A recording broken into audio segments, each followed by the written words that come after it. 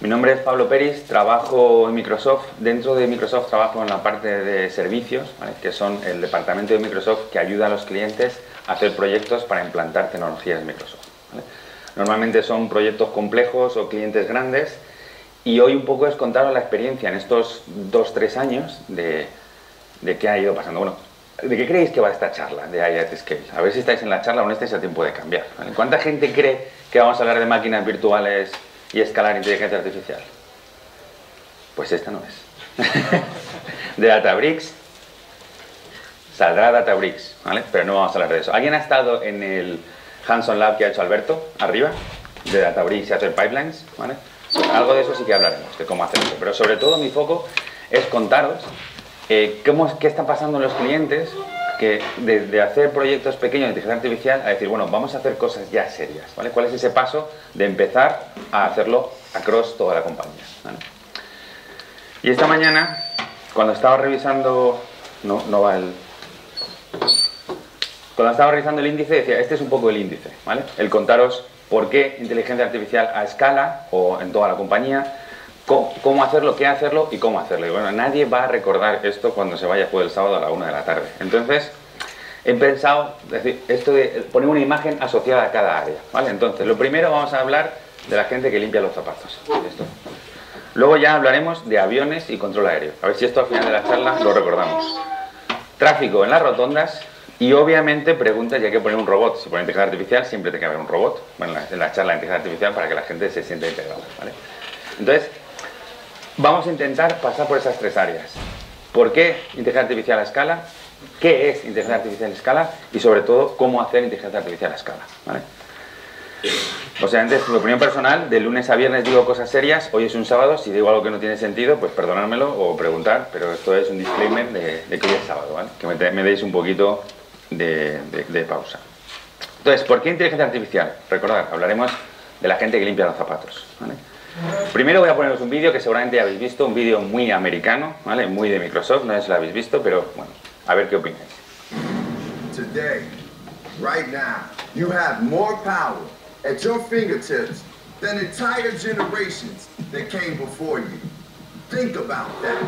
That's what technology really is. It's possibility, it's adaptability, it's capability. But in the end, it's only a tool. What's a hammer without a person who swings it? It's not about what technology can do, it's about what you can do with it. You're the voice, and it's the microphone. When you're the artist, it's the paintbrush. We are living in the future we always dreamed of. We have mixed reality that changes how we see the world, and AI empowering us to change the world we see. You have more power at your fingertips than entire generations that came before you. So here's the question. What will you do with it? He dicho que era muy americano. Muy americano. Y luego vamos a las empresas, habéis visto este GIF, ¿no? Llega un tío, nos enseña una solución de inteligencia artificial, le quita la máscara y eso es un if then else muy grande o un árbol de decisión muy grande. O sea, entre toda la visión de lo que queremos hacer y mucho de lo que está pasando a día de hoy, aún hay un gap, ¿no? No estamos aún ahí, algunas empresas sí, y esto es un poco el cómo conseguimos cubrir ese gap, ¿vale? Entonces, antes me gustaría hacer una clasificación, porque vamos a hablar mucho de escalar inteligencia artificial y a veces hay un poco mezcla, y aquí hay discusiones. ¿Qué es inteligencia artificial? Muchas empresas están en esta parte de aquí, y es normal, están en la parte de Machine Learning, de Deep Learning, de aplicar algoritmos. Había una charla esta mañana de Thomas, no sé si alguien ha estado, que decía, ¿qué es un Data Scientist? Dice, Data Scientist es porque era muy difícil decir statistician, estadístico, ¿vale? O, ¿qué es un Data Scientist? Un tío que tiene un Mac, que vive en San Francisco y que cobra mucho dinero, ¿vale? Pero realmente es cierto que las empresas están sacando valor de esta parte. Hay algoritmos, sobre todo en la parte de IoT, de Predictive Analytics, en la parte financiera. Hay muchísimas cosas que mirando a los datos puedes tener un retorno muy rápido de cosas que se nos estaban escapando. Si hablamos de servicios cognitivos y robotics, ¿alguien tiene claro qué son servicios cognitivos? ¿Podría definir servicios cognitivos? ¿Se atreve? ¿Cuál es el objetivo de un servicio cognitivo? La respuesta más cercana es intenta simular el cerebro humano, ¿vale? Y esto a los data scientists se le vuelve un poco loco, es decir, ¿dónde está el dataset de training para esto? ¿Vale? Esto es difícil, esto intenta que tú haces así y una imagen reconozca que esto es bueno, sin que haya algo que claramente que diga que esto es bueno. Y esto entra parte también de la inteligencia artificial. Esto es más difícil, ahí hay mucho más valor, hay mucho potencial, pero las empresas, muchas de ellas están aquí, y es normal. Entonces, cuando hablamos de escalar inteligencia artificial, hay a veces que hay que diferenciar escalar data scientist y el proceso este de gestionar los datos y mejorarlos a la inteligencia artificial, ¿vale? Que a veces se mezclan, y yo también la voy a mezclar. Como toda charla que se precie, vamos a empezar con unos buenos reports haciendo cuál es la situación del mercado. Los reports os digo dónde están, para que si alguien se los quiere leer. Este es uno de Pricewaterhouse, que a 1001, no sé por qué uno, pero 1001 CEOs y gente de Estados Unidos, que en teoría sabía mucho de inteligencia artificial, le preguntaron cuáles eran los challenges que se estaban encontrando para adoptar inteligencia artificial en sus compañías. Muy interesante, que de los primeros que dice es asegurar, el 37 por ahí dice asegurar que es fiable, ¿vale? Y aquí hablaremos también de la parte de ética y que es fiable. Pero, ¿cuántos son data scientists aquí? ¿O se consideran data scientists? ¿Trabajan con data scientists? Un ejercicio que yo planteo, cuando tengáis a alguien, sobre todo si es el jefe del data scientist o el jefe del jefe del jefe, ¿vale? Le dices, oye, ¿tú podrías reproducir con qué dataset entrenaste este algoritmo, en qué fecha? ¿Vale? Uno dice, sí, porque tengo un dataset en mi ordenador que pone dataset último entrenamiento, ¿vale? Vale, pero si ya no estás tú, si viene otro data scientist, y eso es un poco el trustworthy, es por una parte ser capaces de reproducir y por otra parte una parte muy difícil es explicar por qué este algoritmo ha dicho que esta es la mejor manera de hacerlo. No sé, es el algoritmo, hablaremos de eso, de algunos frameworks, no sé si habéis oído hablar de SHAP o de Lime, que te ayudan a tener un poco de transparencia sobre cómo se han tomado esas decisiones, ¿vale? Los otros que son muy interesantes, no me quiero enrollar porque es la primera slide, si no, no voy a llegar, ¿vale? Si corro mucho también decírmelo, ¿vale? Es el training. Hay empresas enormes que están haciendo un training de decir, oye, nosotros no tenemos data scientists, pero tenemos cientos de business analysts, cientos de gentes utilizando Excel, lo que decía Tomás esta mañana, statisticians. Esa gente con una formación puede ser esto que llaman data scientist o ciudadano data scientist, gente que sabe manejarse en estas áreas, ¿vale? Luego me parece muy interesante también el del ROI y este del 20% de pasar a producción. O sea, hay mucha gente haciendo pilotos, no tanta gente diciendo esto está en producción en toda la compañía. Luego esto te parece muy interesante también. ¿Quién maneja el negocio de inteligencia artificial en tu compañía? Bueno, lo más interesante es el 3% que dice no lo sé, ¿vale? Esos son los 1000 de Estados Unidos que yo qué sé, ¿vale? Pero hay un concepto interesante, dice el Centro de Excelencia en Inteligencia Artificial. ¿Qué es eso? Y de eso vamos a hablar hoy un poquito. Puede ser lo que quieras que seas, pero vamos a poner las pinceladas de lo que yo creo que debería tener ese Centro de Excelencia en Inteligencia Artificial. Y por último, que esto cambia mucho entre países y entre encuestas, dice, ¿en qué estado estás?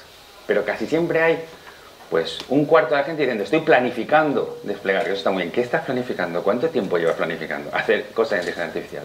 Y un 20 o 25% de gente haciendo cosas en producción en múltiples áreas, ¿vale? Luego habría que ver cuando rascas, pero bueno, estos son los números, vista de pájaro de Pricewaterhouse. Otro que me parece interesantísimo, todo esto está en los links y te lo puedes bajar. Una encuesta a 1.300 personas libre en internet a principios de noviembre. ¿Cuál es tu principal desafío de inteligencia artificial?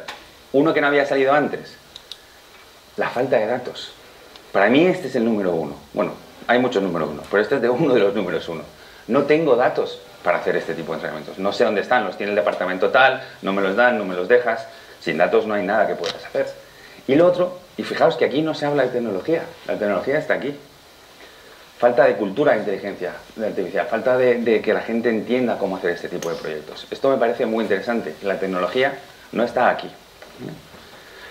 Este no vale porque este es un poco hecho por Microsoft, ¿vale? Pero también lo pongo, que este dice, ¿qué están haciendo las empresas para impactar con inteligencia artificial? Fijaros, esto es imagen, gestión, o sea, reconocimiento de imágenes, asistentes virtuales, predictive analytics.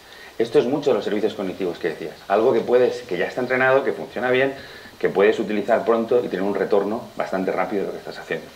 Y muy interesante en este artículo también, la gente se queja de lo mismo. No hay skills, no hay governance, no tengo nadie en mi organización que sea capaz de ponerle sentido a esto. Último informe, uno que ya habla de España. Muy interesante también, el estado de la inteligencia artificial en Europa. 20 empresas españolas, que ahí te pone cuáles son, contestaron a este informe. También me hace gracia mucho una que dice, ¿dónde estás en el estado de madurez? Dice, no estoy. ¿Vale? Y esta gente no sé por qué contesta las encuestas, pero bueno, es importante también tenerlo. Y solo una dice, estoy en un estado maduro. ¿Vale? Tenemos una campana de Gauss. Mucha gente en el medio diciendo, pilotando, empezando a hacer cosas, advance. Mucha gente al principio de no haciendo nada, o sea, poca gente al principio y poca gente al final. Sigo corriendo. Muy interesante esta semana. O yo lo he visto esta semana, no sé cuánto tiempo lleva publicado. El gran hype que hay sobre inteligencia artificial, dónde están cada una de las tecnologías. Esto que estáis aquí viendo, que yo hablo en castellano y lo traduzco en inglés, significa que esto es verdad. Speech recognition está en lo que llaman el plató de productividad. Esto ya funciona. Ahí solamente están también los aceleradores de GPU. Curioso, un espacio en blanco muy grande aquí, de ellos, estos que van a venir. Interesante, nuestros amigos los chatbots y el AutoML en el pic de hype. Es decir, todo el mundo ahora cree que el chatbot le va a solucionar la vida. Bajaremos por aquí, luego habrá un plató de productividad. Esto dice que en unos 2 a 5 años esto estará en un plató de productividad. Muy interesante para los que nos dedicamos a esto de consultoría. Servicios asociados a inteligencia artificial de Systems Integration. Está empezando a crecer. ¿Vale? Ni siquiera está aquí en el hype, ni siquiera está ahí. Empieza a haber empresas que dan servicios de adopción e implantación de este tipo de cosas. Una gran oportunidad.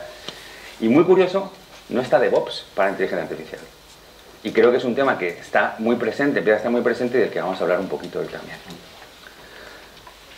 ¿Sabéis quién es este? David Carmona. ¿Alguien le conoce? ¿Alguien le conoce? Este es General Manager de Inteligencia Artificial en Microsoft. Español. ¿Vale? Un tío muy grande, que ha llegado muy lejos. Y este tiene un podcast, que también lo podéis encontrar hace poco, bueno, un podcast que se llama Inteligencia Artificial en la Industria. Le hice una entrevista el otro día. Y me gustó mucho, una de las preguntas que hace es, ¿cuáles son las mejores prácticas para llevar un proyecto de inteligencia artificial a producción, ¿vale? A la vida, pero en este caso la vida, ¿cuál es? Producción. Dice DevOps. Entonces, de todas las cosas que podía decir, dice DevOps. ¿Por qué? Y esto es un poco lo que quería contar hoy. Porque la gente que viene del mundo del software tiene muy claro que nos ha costado mucho llegar a ser productivos con algo que estás utilizando en tu máquina, ponerlo en producción, que funcione, operarlo y monitorizarlo. Todo el mundo de Data Science e Inteligencia Artificial viene de otro background y están empezando a fusionarse con eso. Ahí está la magia de lo que se puede llegar a conseguir si mezclamos DevOps e Inteligencia Artificial. ¿No? Pero he dicho que hoy vamos a hablar de limpiazapatos. ¿Sabéis quiénes son estos dos? Uno sí, ¿no? Este es JFK y este es su padre, que se llamaba Joe Fisher. Este dijo una frase muy famosa. Este se hizo mucho dinero en la bolsa y justo antes del crack del 29 retiró todas sus acciones. Justo antes. Le preguntaron, ¿por qué retiraste todas las acciones? Y el tío dijo, porque cuando hasta el que te limpia las botas te habla de acciones, es el momento de retirarte. ¿Y qué me está contando este? Algo parecido pasa con la inteligencia artificial hoy en día. Todo el mundo te habla de cuál es tu solución de inteligencia artificial. Todo el mundo te dice que tiene la mejor solución, que sabe cómo hacer esto. No sé si somos el limpiabotas o Joe Kennedy, eso no me queda claro en esta metáfora. Pero está claro que es el momento de tener tu propia opinión. Formarte, leer, saber lo que es hype y lo que es real. Y cuando venga alguien a decirte, esto lo hace ya no sé qué, no sé cuánto, decir, bueno, sí o no, o cuál es la opinión formada en todo eso. Eso es lo que espero que recordemos de la primera área, que es el hype que hay sobre inteligencia artificial. Voy muy rápido. Voy muy rápido porque estoy quedando sin saliva. ¿Qué es entonces esto de inteligencia artificial a escala? La imagen que vamos a recordar aquí, aeropuerto y tráfico aéreo. ¿Qué es esto? Como siempre que hago una charla, primero busco en internet. Scale AI. Y sale este tío. ¿Oíste la noticia este verano? Hizo una empresa, una startup, que se dedicaba a hacer labeling de imágenes que reconocen objetos. O sea, una startup que solamente estaba haciendo un buen trabajo en un algoritmo concreto de etiquetar imágenes. Pues ahí en Silicon Valley le pagaron hasta 100 millones de dólares por su empresa. Y le llamó Scale AI, por esto la he encontrado. Es decir, fijaos todo lo que hay alrededor de este mundo. ¿Vale? Luego, buscando AI at Scale, también encontré un artículo de Boston Consulting Group que justo hablaba de esto. Cómo escalar inteligencia artificial en las organizaciones. Y me gusta mucho también este dibujo, que dice, no vamos a escalar inteligencia artificial, estamos muy ocupados haciendo pilotos y haciendo cosas. ¿Vale? Y luego habla un concepto que todos, cualquier vendor, cualquier empresa está hablando a día de hoy. Niveles de madurez. No es lo mismo estar intentando escalar, y ahora veremos qué es escalar, que realmente la traducción no sería escalar en español, es expandir a toda la empresa la inteligencia artificial, a los que están intentando entender qué se puede hacer y a los que están intentando aplicar. Ese salto final es el salto difícil. O sea, es el salto de estoy haciendo pruebas a estoy ganando dinero o mi negocio está basado en inteligencia artificial. En Microsoft, obviamente, tenemos nuestra propia versión de esto. Es decir, también identificamos 4 niveles de madurez. El Foundational, que es muy interesante, que el icono es un botiquín, si este necesita ayuda, ¿no? El que se está acercando tiene una brújula, es decir, cómo puedo empezar a sacar valor de inteligencia artificial. El aspiracional, ¿qué es? ¿Cuál es la diferencia entre este y este? Que este ya tiene claro que esto da dinero, return of investment. Que este ya tiene claro que hay que invertir, proyectos más grandes, porque hay negocio. Y repito, cuando digo inteligencia artificial, estoy metiendo machine learning y inteligencia artificial en la misma caja. Y por último, los maduros. Y estos son los que se están planteando lo que hablamos aquí hoy. ¿Cómo escalo? ¿Cómo hago que esto sea de una unidad de negocio, boom, a toda la empresa? Y aquí hablamos de un concepto que me gusta mucho, el valle de desencanto, ¿no? Disappointment Valley. Aquí es donde hay muchísimas empresas. Han visto el valor, ¿no? Pero están en ese proceso de decir, bueno, ¿y cómo paso a llevarlo a toda la empresa y a ser capaz de escalar? Entonces aquí yo veo 4 principales blockers, y vamos a ir uno por uno, muy reales, y contaremos algunas historias. Negocio, ¿vale? El negocio pide una cosa, pero cuando tú la llegas, no, esto no es escalable o no es lo que yo necesitaba, lo que McKinsey llama la última milla. Desde las pruebas que hacen IT a lo que negocio no pide. Y negocio pide que lleguemos a todos los empleados, que lleguemos a todos los posibles clientes. La última milla es lo más difícil. ¿Qué se puede hacer? Pues aquí hablamos de cultura digital, de crear algo más hacia las personas, tener claro siempre cuál es el valor del negocio, ¿vale? ¿Qué es lo que quiere el negocio hacer? No hacer algo en IT por hacerlo. Decir, oye, es que Databricks es la bomba, vamos a probarlo, vamos a coger todos los datos y... ¿Pero para qué lo estás haciendo? Otra cosa que he visto mucho, gente que invierte un montón en algoritmos, en data scientists, contrata gente y cuando llegan los de riesgo y compliance dice, oye, esto no va a la nube. ¿Esto qué vas a hacer? Estos datos no salen de aquí. O esto no cumple las normas de la ética, o esto no se puede hacer. Importantísimo, meter a esta gente desde el principio. Es decir, vamos a ver los riesgos y el compliance antes de empezar a ver qué es lo que queremos hacer. Porque es que si no, un proyecto de 8 meses puede verse parado en la última milla, porque alguien dice, esto no se puede hacer. Luego están los data scientists, que quiero mucho, no me considero obviamente uno de ellos, pero trabajo mucho con ellos. Estos son una de las cosas que le puede pasar. Es que el algoritmo está al 80% de accuracy, vamos a ver si conseguimos el 90%. Necesito un clúster mayor, necesito más datos. ¿Para qué? Si el negocio ha dicho que con el 60% era suficiente, déjate de seguir dándole vueltas a esto con todo el cariño. Vamos a ir en producción, vamos a ver cómo funciona y vamos a volver. No necesitamos tener el mejor algoritmo posible. Y sí que necesitamos tener claro cuál es la ética, la explicación de que cuando alguien de negocio venga y diga, oye, ¿por qué le has rechazado una hipoteca a fulanito? Que el algoritmo ha dicho que hipoteca a este no. Entonces, yo qué sé, estaba entrenado ahí, no sé. Hay que tener una capacidad de hacer ese tracking y sacar, mira, pues por esto, esto y esto, ¿vale? Luego voy a poner todas las slides en el Twitter y en LinkedIn, así que las podréis bajar si queréis. IT. Nosotros somos los mejores haciendo pruebas, haciendo cosas, experimentos, esto funciona, un chatbot, un tal, no sé qué, data lake maravilloso. ¿Para qué? ¿Vale? Serían los cuartos. Vamos a empezar por las otras 3 fases para que IT haga algo que tiene sentido en las demás áreas. Entonces, si cogemos esto y lo intentamos ordenar de qué es lo que está pasando, bueno, hay muchas empresas que dicen, me estoy gastando dinero, pero no veo el retorno. Tengo un modelo perfecto, pero no soy capaz de poner esto en producción con nuestros clientes. ¿Qué pasa, IT? ¿Cómo escalo esto? O para desplegarlo es un problema porque no sabemos cómo desplegarlo, cómo escalar, cada uno reinventa la rueda. Entonces, yo he separado en 3 áreas. Primero, centremos una parte del trabajo en alinear negocio, centremos otra parte en IT y otra parte en adopción. ¿Esto qué significaría? Pues imaginaos que tenemos este centro de excelencia o este departamento o alguien que está trabajando por escalar la inteligencia artificial. Vamos a separarlo en 3 áreas. Asegúrate que está alineado con negocio y compliance, asegúrate que esto está pensado en el modelo DevOps de trabajar y asegúrate de que la gente está entendiendo qué se está haciendo aquí. Al final lo resumiríamos como tener una cultura AI, tener agilidad de control, el famoso DevOps para AI, y tener una disciplina de que la gente entienda qué se puede hacer con estas tecnologías.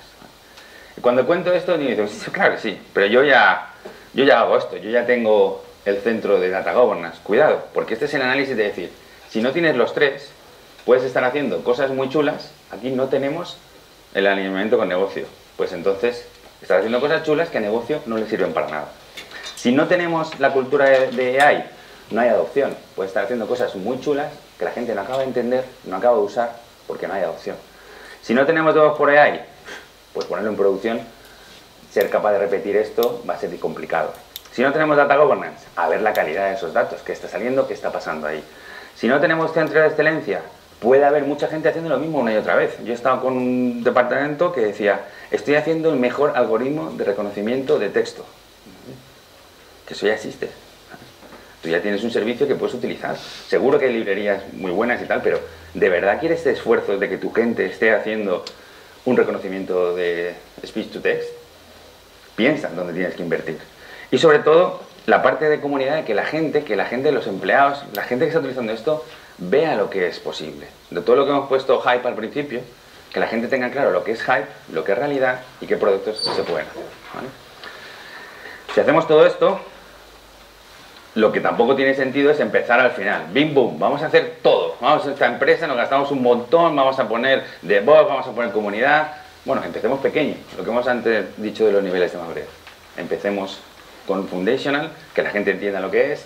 Vamos a crear una práctica de que esto sea reproducible, se pueda llevar a producción. Y ahí hay una pista muy buena. Si tus data scientists están haciendo mucho clic y escribiendo poco código, es que esto es difícil de reproducir. Si coges su dataset, se lo baja, se lo guarda y no hay una infraestructura como código, va a ser muy difícil luego eso ponerlo en producción. Y al final, como he dicho, tener todas las 6 áreas que hemos dicho. Y esto que dice, bueno, pero ¿qué me está contando este tío? Bueno, todos los artículos que buscáis van en la misma línea. Y es también un poco lo que decíamos del limpiador de zapatos. En el aeropuerto en verano estaba esa revista muy interesante de Harvard Business Review de cómo empoderar las organizaciones con AI. Esto lo compraba todo el mundo, o los gente de traje de negocio, los CEOs y los CIOs van al aeropuerto, están esperando. ¿Qué revista? Pum, se lo llevan, ¿vale? Y habla de esto, habla de decir, tienes que tener un hub, alguien centralizado que sea capaz de unificar las mejores prácticas, alguien que luego sea capaz de, cuando hay un equipo en ejecución, llevarte a 3 tíos a ese equipo de ejecución y decir, DevOps para Data Science, ética, ese tipo de cosas, tenlas en cuenta. Estos tíos ejecutan y devuelven el resultado al hub, ¿vale? Porque si no, ¿por qué estoy diciendo todo esto? Porque si no, volvemos a tener piloto, piloto, piloto y nada que llega a producción a gran escala. El mismo artículo del Business Consulting Group hablaba de esto. Es decir, tienes que tener a alguien que elija el caso de negocio, tienes que tener a alguien que sea capaz de recoger de ese caso que has hecho y sacar los building blocks para volver a utilizarlos, y tienes que tener a alguien que se encargue de lo que estamos diciendo que es más importante. People, skills, cultura. Si no hay cultura de AI, es muy difícil que esto llegue a toda la compañía. Y un ejemplo que está en la prensa, BBVA, hace un mes o así, BBVA sacó una noticia en prensa que habían montado el AI Factory. ¿Vale? Y dice, ¿qué es? Tiene como misión que el impacto de la inteligencia artificial llegue a toda la organización. Fijaos que está hablando también de lo mismo, de roles, de cómo ser capaz de reproducir, tener un arquitecto. Esto es lo que están haciendo las empresas grandes a día de hoy. No quiero decir que todo el mundo tenga que llegar ahí, pero sí que lo que estamos haciendo hoy tenemos que tener un poco visión de cuál sería el estado ideal que debería llegar. Otro caso público es Repsol, que este lo conocemos mejor. Uy. Esto está en la web también. Repsol hace poco hizo en Microsoft, no sé si alguno estuvo, ¿vale?, una especie de hackathon que no lo llamaron hackathon, ¿vale?, lo llamaron el Cognitive Challenge. Y lo que estaba intentando es hacer eso, es que toda la empresa entendiera cuál era bajar un poco la voz, cuál era el objetivo de hacer este tipo de proyectos. No sé, ¿alguno de vosotros estuvo allí? Pues esto justo va en esa línea, es eso de lo que estamos hablando, ¿vale? A lo mejor salís hasta en el vídeo, ¿vale? Pues estáis al final del vídeo. Bueno, ahí lo pongo, ¿vale? A mí, yo lo que veo mucho valor, que esto lo que hace es que la empresa entienda cuál es el valor de este tipo de proyectos, ¿vale? También me gusta que no lo llamen hackathon, que lo llamen Cognitive Challenge o AI Challenge, porque la palabra hackathon está, con todo el cariño, un poquito ya desprestigiada, ¿vale? Entonces, eso es público, también puede ver el artículo, y si no, preguntar a los compañeros que estuvieron allí, que es importante que la empresa entienda lo que se puede llegar a hacer con la inteligencia artificial. Y luego un parón y vuelta atrás también. ¿Estamos considerando la ética en esto? ¿Viste? Hace un año o así, Microsoft sacó un bot que en un par de días se volvió racista. ¿Lo visteis eso, no?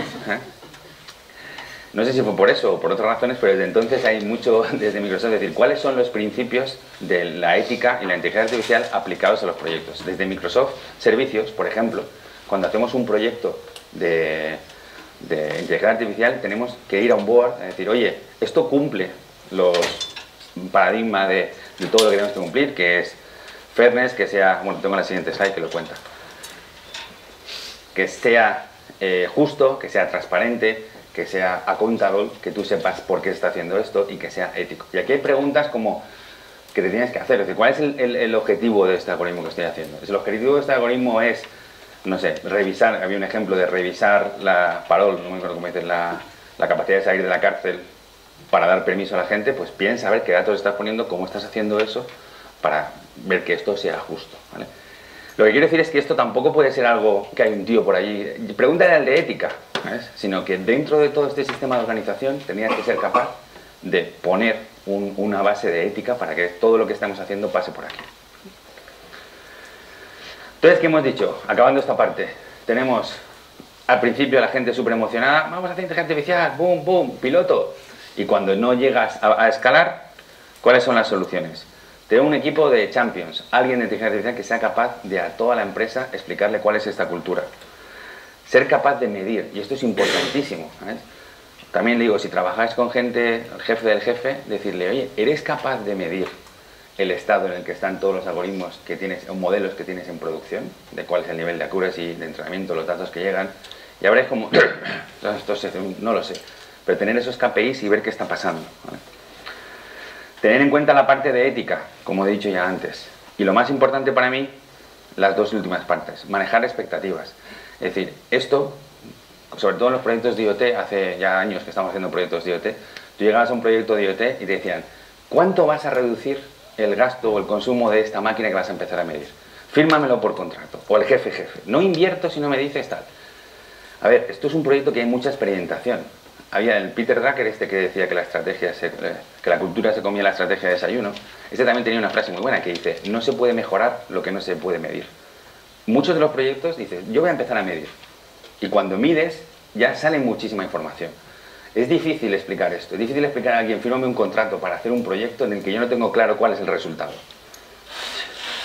Y pon dinero aquí, ¿vale? Pero sí que decir, si esto, el modelo de hacer esto, la experimentación, el ser iterativo, ser ágil, ver resultados, va a llegar a algo que a ti te va a servir y de hecho está pasando en muchas organizaciones. Y por último, la parte de industria, de industrializar, difícil de decir, esto no lo está cogiendo. DevOps. ¿Qué significa DevOps? Y esto también es otra reflexión. ¿Qué significa DevOps? Cada uno tiene su interpretación de DevOps. Sí, una palabra también que en el ciclo de Hype está muy alta, ¿vale? Para mí DevOps es cuando alguien que está haciendo un proyecto de software, en el caso de Data Scientist, un modelo, se hace responsable del ciclo de hasta ponerlo en producción. Y como de esto he sacado slides verdes muy feas y nadie va a recordar nada porque es un sábado a la 1 de la tarde, ¿vale? Digo, ¿cómo hago que esto se recuerde de alguna manera? ¿Vale? Imaginaos que hay un aeropuerto de proyectos de inteligencia artificial. Estos son los pilotos nunca mejor dicho. Toda la gente haciendo pruebas de concepto. Aviones que están intentando aterrizar. Cuando se quedan sin dinero, se caen. Cuando nadie es capaz de poner eso en orden, porque hay un montón de pilotos, gente haciendo pruebas de concepto. Y por otra parte, tenemos a negocio diciendo, yo tengo un montón de ideas, ¿sabes? Esto, ¿cómo lo pongo en marcha? ¿Vale? Lo que estamos diciendo es que este tipo de proyectos o este tipo de necesita esto, una control tower. Este es al final lo que estoy contando yo hoy. Si estás haciendo proyectos de este tipo y quieres que llegue a toda la organización, tienes que tener a alguien que a los que están intentando aterrizar les diga, tú aterrizas por aquí, y a los que están intentando despegar le dice, este es tu punto de salida. Y es capaz de poner todo eso en orden. Ese es el mensaje. Creo que es más fácil de recordar. Espero que la slide verde fea en la que contaba todos los problemas, ¿vale? Siguiente y última parte, ¿vale? Muy bien, todo este tío me ha contado muchas cosas, pero ¿cómo hago inteligencia artificial a escala? ¿Vale? ¿Qué hago? Y aquí hablaremos del tráfico de las rotondas. Tenemos el Valley Disappointment, hemos dicho, no somos capaces de cruzar ese vale. ¿Por qué? Y esos serían los principales problemas que nos estamos encontrando. Suboptimal knowledge. Sabemos que esto se puede arreglar con inteligencia artificial, pero no sabemos cuántos recursos, no sabemos cuánto tiempo, no sabemos cuánto se va a tener que dedicar para resolver esto, ¿vale? Garbage in, garbage out. Para mí uno de los principales problemas, si tú en los algoritmos le pones basura por dentro, saldrá basura por el otro lado. Esto es básico, todos lo digo, sí, este es el mayor problema. Qué difícil es conseguir los buenos datos. Qué difícil es coger esos datos y, como digo, que no sea un Excel, un dataset que se llama dataset último bueno para entrenar, sino que sea un pipeline que tú le das, refresca los últimos datos, los trae y te los mete en tu algoritmo. Esto, que parece fácil, es quizás el gran reto, automatizar toda esa parte, ¿vale? El black box, y esto se ve muchísimo también. Este algoritmo buenísimo y hace esto. Bueno, ¿y por qué hace esto? ¿Por qué te ha salido este resultado? O se han desviado los datos, empiezan a ir mal. Los resultados son raros. ¿Por qué? Y nadie lo entiende. Y con todo el cariño otra vez y respeto a Data Scientist, muchísimo respeto, me voy a poner sombrero solo para quitármelo ante ellos, pero son académicos, muchos matemáticos, físicos. Cuando tú le dices, ¿estás guardando el código fuente del Jupyter Notebook? Dice, ¿cómo? ¿Qué código fuente? ¿Vale? Yo lo tengo aquí guardado. Copia buena, copia 2, copia 3, ¿vale? Y es normal, porque lo han hecho así. Nosotros, bueno, muchos, si alguien ha estudiado aquí en la carrera, estudiabas cómo hacer control de código fuente. Para ti eso está en tu ADN. El control de código fuente es algo básico. Los matemáticos y estadísticos, que son mucho más listos, esto aún no lo han visto. Entonces, ahí es donde tenemos que ser capaces de mezclar esas dos áreas y decir, oye, vamos a utilizar esta práctica de DevOps para que esto sea reproducible y se pueda hacer, ¿vale? Esto es un poco lo que yo creo que pasa a día de hoy en las empresas. A ver si alguien está de acuerdo conmigo. El Data Scientist acaba su paquete, le da un modelo, le dice, lo de operaciones, pónmelo en producción, ¿vale? Y el tío no sabe lo que le han pasado, ni qué es, ni qué datos tiene que haber. Esto no funciona. Y esto, a lo mejor me equivoco, pero esto es un gran porcentaje de cómo las empresas están haciendo esta colaboración entre este, que es el Data Scientist, ahí dev, o alguien que hace un chatbot, o el que sea, y el tío de operaciones. Toma, esto es para ti, ¿sabes? ¿Yo qué hago con esto? ¿Sabes? Pues ponerlo en producción y que escale. ¿Y los datos que tú estás pasando por aquí, dónde están? No es mi problema, ¿vale? Antes decía, ¿qué es para mí? Bueno, todos los problemas que hemos hablado. Demasiado tiempo en infraestructura, esto es muy caro, muy difícil de hacer, no funciona, ha dejado de funcionar cuando lo pongo en producción, estoy muy ocupado, voy a hacerlo manualmente, voy, boom, creo el cluster Databricks, lo creo, le subo los datos, entreno, lo he hecho todo con clic, funciona. Si lo he hecho todo con clic, cuidado, ¿vale? Reproducir esos clics en el mismo orden no va a ser 100% fácil, ¿vale? Entonces, ¿qué es lo que queremos hacer? Lo que he dicho, integrar un poco las prácticas que ya existen de DevOps para que el Data Scientist, en un mundo ideal, le dé un botón y todo acabe en producción. Pero eso que es un mundo ideal, cambiémoslo a un mindset. Yo soy responsable de poner en producción lo que hago. Y esto daría para muchas discusiones. Si hubiera aquí más Data Scientists, a lo mejor ya me estarían tirando tomates, ¿vale? Porque eso no va a pasar. Pero ese es el cambio de mindset. Yo soy responsable de poner en producción lo que hago. Y otro, el de operaciones, es responsable de monitorizar que lo que está en producción sigue funcionando. Fijaos cómo ha cambiado, ¿vale? Esta para mí es la diferencia entre hacer muchos pilotos muy bonitos, muchas pruebas de concepto, a ser capaz de lo que estoy haciendo, ponerlo a escala en toda la compañía, ¿vale? ¿Y qué estamos diciendo aquí? Pues aquí no estamos diciendo nada nuevo, estamos diciendo lo mismo de DevOps, pero aplicado a inteligencia artificial. Experimenta, desarrolla, y la parte de la derecha es la que todo el mundo creo que se olvida. Monitoriza lo que estás operando. Mira a ver si los datos que están entrando, muy importante, no son los mismos datos con los que entrenaste. Lo que le pasó al bot de Twitter, de Microsoft. Está entrenando algunos datos, de repente empezaron a ponerle comentarios racistas y aquel se vuelve un poco loco, ¿vale? Pues alguien tiene que monitorizar que eso está pasando, porque si está pasando, páralo, reentrenar. ¿Y cómo se lanza el flujo de reentrenar? Si el flujo de reentrenar es, llama al Data Scientist, oye, aquello que hiciste en Databricks, vuélvelo a hacer. ¿Dónde están los datos? ¿Qué tengo que hacer? ¿Cómo entrené aquello? ¿Cómo lo pongo en producción? Este es lo difícil, ¿no? O sea, y es fácil contar y sé que es muy difícil llevar a cabo, pero esto es lo que tiene que estar en el mindset de lo que tenemos que hacer.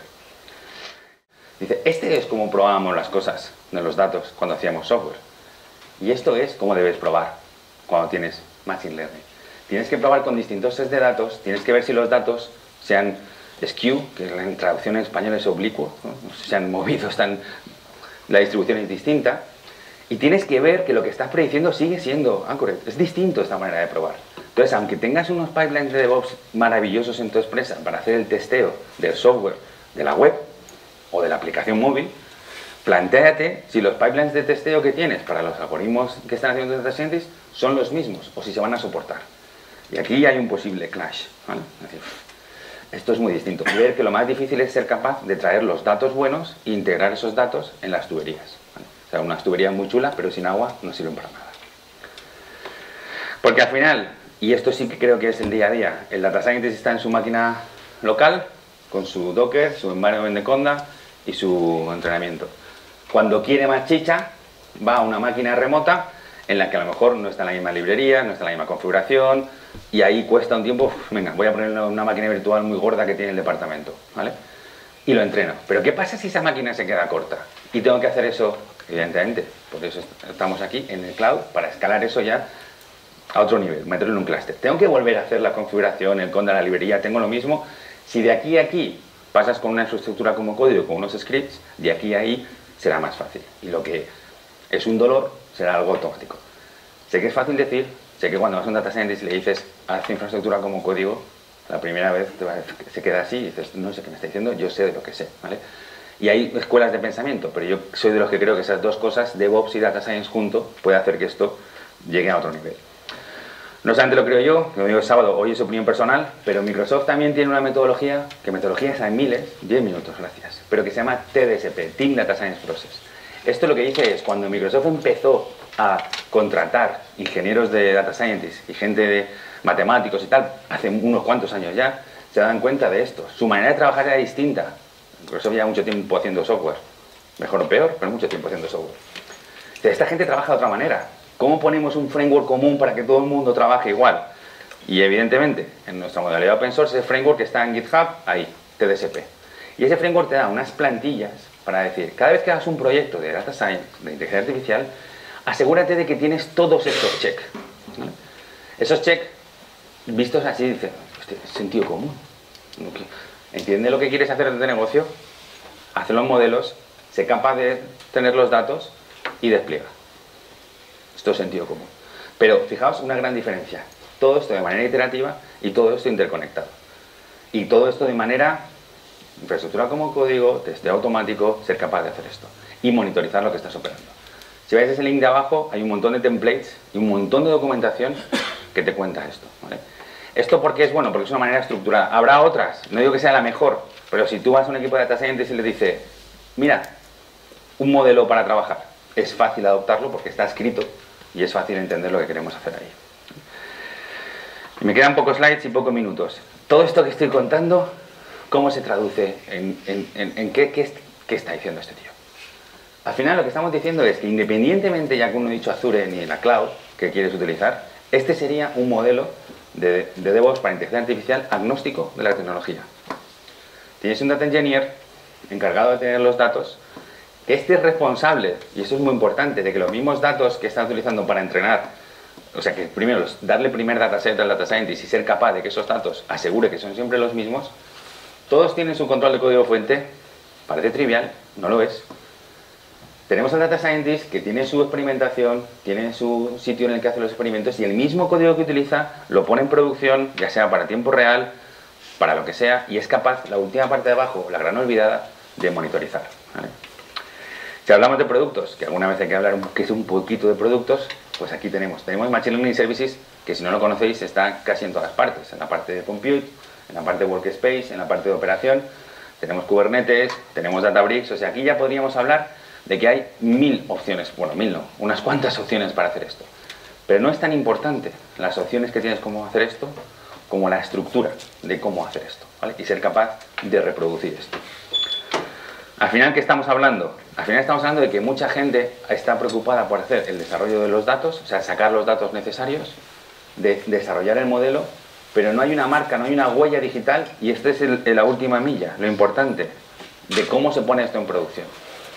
Esto sería, al final, para cada uno de los experimentos, modelos, servicios que hacemos, ser capaces de decir, yo tengo un track total, una huella digital de los datos con los que lo hice, los entrenamientos que utilicé y cómo lo puse en producción.